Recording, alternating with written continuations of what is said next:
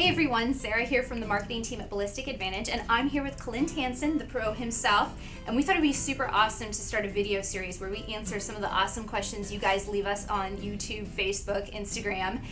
So Clint, it looks like we have 4 really wonderful pencil barrels here. Those are perfect for the first question I have. It's almost like we planned it. Oh my gosh. Okay, so our first question is from Philip. Philip says, I'm building a rifle for my wife. That's so sweet.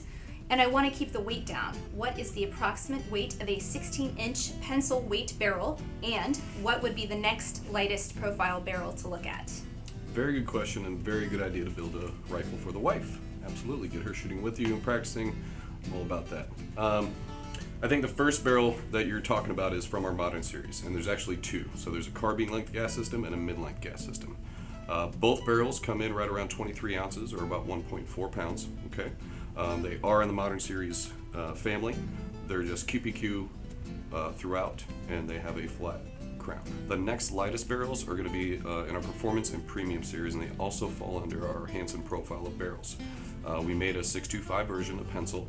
Both of these come in at around 22 ounces or about 1.3 pounds.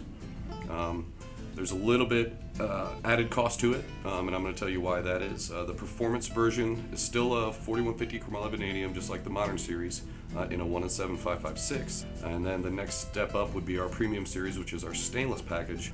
Like I said, both come with pin low profile gas blocks on them, just like any other Hanson barrel from our website or that we offer. But I think all 4 are good options for you. I'm a little partial to the Hansons, you probably know why. But I think anything you choose is going to help you shoot straight and true with a lightweight package. Awesome. Well, thanks so much, Philip, for your question again. And guys, if you want the opportunity to have Clint Hanson himself answer one of your questions, please comment below, and we can't wait to see what you send us.